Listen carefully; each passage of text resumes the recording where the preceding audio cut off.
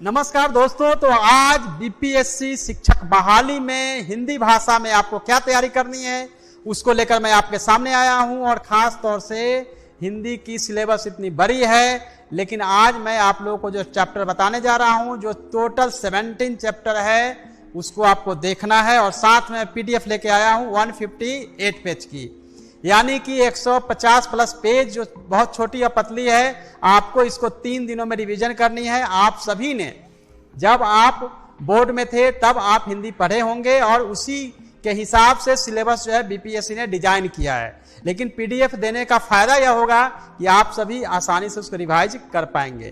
तो सबसे पहले हम बात करेंगे, चूंकि बीपीएससी शिक्षक बहाली, बिहार शिक्षक बहाली में पहला पेपर है वो है लैंग्वेज का, जिसमें कि 30 मार्क्स आपको लाने हैं आउट ऑफ 100 में से।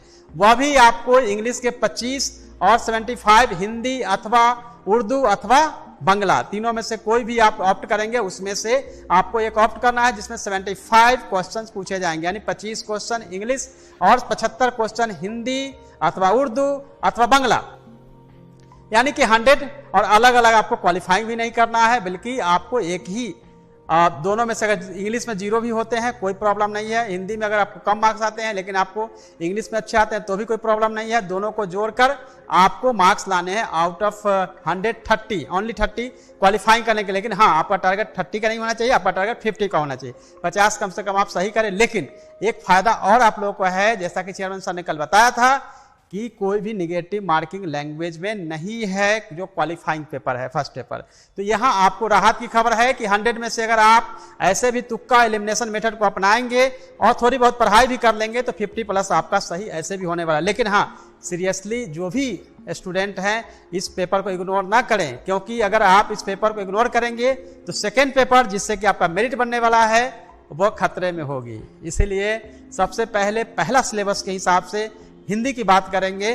तो आज मैं हिंदी के उन चैप्टरों को बताऊंगा जहां से आपको कैसे पढ़ना है।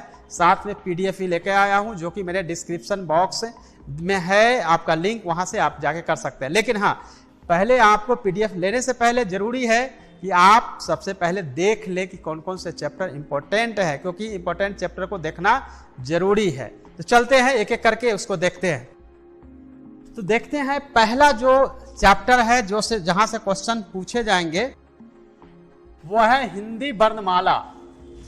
हिंदी वर्णमाला में भी आप लोगों को जो पढ़ना है उसमें हिंदी वर्णमाला, ध्वनियां, वर्ण, आगत ध्वनियां तथा उसके हिंदी की ध्वनियां तथा लेखन व्यवस्था, ध्वनि प्रक्रिया, ध्वनि विज्ञान। इसमें से आपको जो इंपॉर्टेंट है वो आपको हिंदी वर्णमाला में आपको पहले चैप्टर के रूप में मैंने आपको बताया है, उसको पढ़ना है। सेकेंड चैप्टर जो है वो है बर्तनी। तो बर्तनी में भी जितनी परिभाषा सहित आपको पढ़ना है उसको पढ़ने की जरूरत पड़ेगी, यानी कि सेकेंड चैप्टर के रूप में आपके सामने बर्तनी है। तीसरे चैप्टर के रूप में वह है संज्ञा, जो आप लोग सभी ने पढ़ा होगा। संज्ञा बचपन से हम लोग सभी पढ़ते आ रहे हैं। किसी वस्तु, व्यक्ति, स्थान को संज्ञा कहते हैं और संज्ञा कितने प्रकार के होते हैं आप सभी के सभी जानते हैं। तो बात करेंगे तीसरे चैप्टर संज्ञा की, जिसमें कि परिभाषा भी बनना है, संज्ञा के कितने भेद होते हैं आप सभी को पता है, संज्ञा के पद की व्याख्या, संज्ञा के प्रयोग संबंधी नियम। तो ये सिंपल है, जहां से क्वेश्चन जो है 5 to 6 क्वेश्चंस यहां से पूछे जाएंगे। तो ये आप लोगों को याद करना है। और सर्वनाम, प्रोनाउन, यहां भी परिभाषा, भेद और उसके प्रयोग के नियम जो है वहां से क्वेश्चन जो है 5 क्वेश्चन एट लीस्ट जो है वो पूछे जाएंगे आपके सर्वनाम से। चलते हैं नेक्स्ट चैप्टर की तरफ।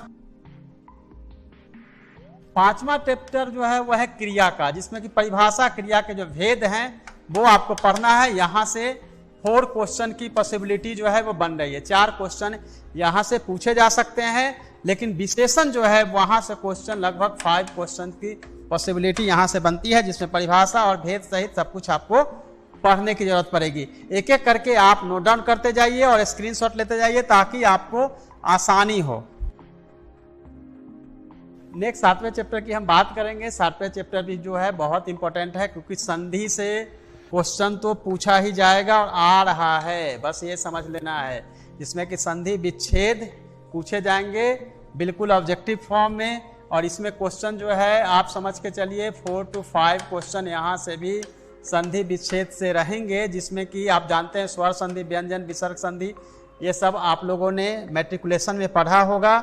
उसी तरीके से 8वां जो चैप्टर है वो है उपसर्ग और प्रत्यय, जिसमें आगे लगाना है और बाद पीछे लगाना है। उपसर्ग प्रत्यय से भी आपसे क्वेश्चन जो है पूछे जाएंगे। यहाँ से 3 से 4 क्वेश्चन आपको पूछे जाएंगे, ऑब्जेक्टिव क्लास के क्वेश्चन, और कहीं भी आपको जाने की जरूरत नहीं है। अब हम 9 चैप्टर की बात करेंगे, जिसमें कि आप देखते हैं समास। समास आपको पढ़ना है, जिसमें समास के विग्रह और परिभाषा, समास के भेद। उसी तरीके से शब्द भेद जो है 10वां चैप्टर है, जहां से क्वेश्चन पूछे जाएंगे।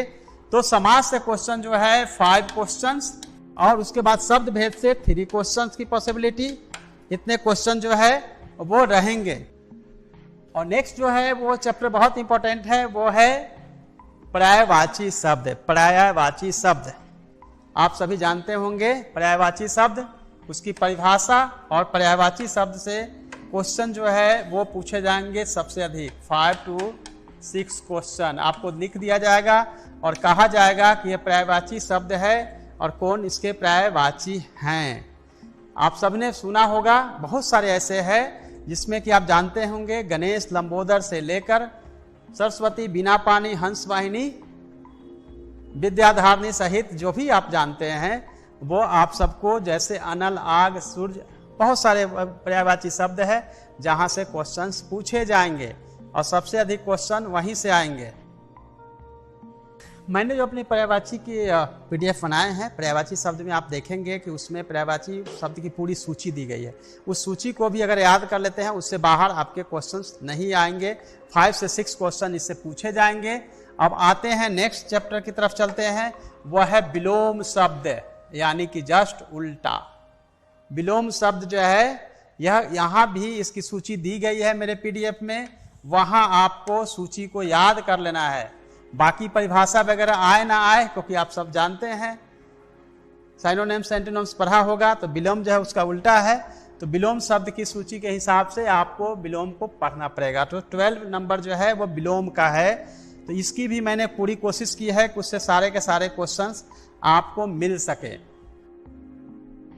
नेक्स्ट चैप्टर की अगर बात करेंगे तो वाक्यांश के लिए एक शब्द आप लोगों ने पहले ही पढ़ा होगा। वाक्यांश के लिए एक शब्द यानी कि अनेक शब्दों के लिए एक शब्द। बहुत लंबे शब्द होते हैं जिसके लिए एक शब्द यूज किया जाता है, तो उसके लिए भी एक पूरी की पूरी सूची इसमें हमने दिया है, जिससे कि आपकी तैयारी हो जाए। और यहाँ से क्वेश्चन कम से कम 6 क्वेश्चन की पॉसिबिलिटी है। 6 क्वेश्चन तो आने ही आने हैं इस सेक्शन से। और मुहावरे, लोकोक्ति, कम से कम 7 क्वेश्चन यहाँ से पूछे जाएंगे, यह मान के चलिए। तो ये भी इम्पोर्टेंट आपके लिए सेक्शंस हैं, तो इसको भी आपको पढ़ना है। पढ़ेंगे, उसके बाद फीडबैक बताएंगे। नेक्स्ट सेक्शन जो है वो इम्पोर्टेंट है, वो भी काफी इम्पोर्टेंट है, वो है छंद। आप सभी ने छंद पढ़ा होगा, छंद के प्रकार, छंद के अंक, छंद के भेद। यहाँ से लगभग 4 to 5 क्वेश्चंस आपको पूछे जाएंगे। यह तैयारी आप करके रखेंगे। जब छंद की बात हमने किया तो 16 चैप्टर जो है अलंकार, अलंकार डिफिनीशन, उसके भेद, यह सब क्वेश्चन भी आपसे पूछे जाएंगे। जब हमने अलंकार की बात कर ली तो जो सबसे इंपॉर्टेंट पूरे जो अगर हिंदी में देखेंगे, हिंदी लैंग्वेज में, तो सबसे लास्ट में या शुरू में कभी पूछा जा सकता है वह है कंप्रिहेंशन। गद्यांश से क्वेश्चन पूछे जाएंगे। एक नॉर्मल सा आपको पूरा का पूरा गद्यांश रख दिया जाएगा और उसके 5 क्वेश्चन उसमें से पूछे जाएंगे। तो वो भी मैंने कोशिश की है कि उसके आधार पे आपको बताने की कोशिश करूंगा। 70 नंबर है, जिसमें कि प्रश्नों को कैसे हल करने की विधि है। बहुत सारे मैंने इसमें गद्यांश रखे हैं, ताकि कंप्रिहेंशन रखे हैं, ताकि उससे आप सोल्व कर सके। इसके भी जवाब आपको PDF में मिलेंगे। सो 158 पेज की PDF बस आपके पास बचे हुए हैं। 2 दिन बचे हुए इसलिए हैं कि 2 दिन में आपको इसको रिवाइज करना है, क्योंकि बाकी मैं आपका फिर टेस्ट इससे लेने वाला हूं।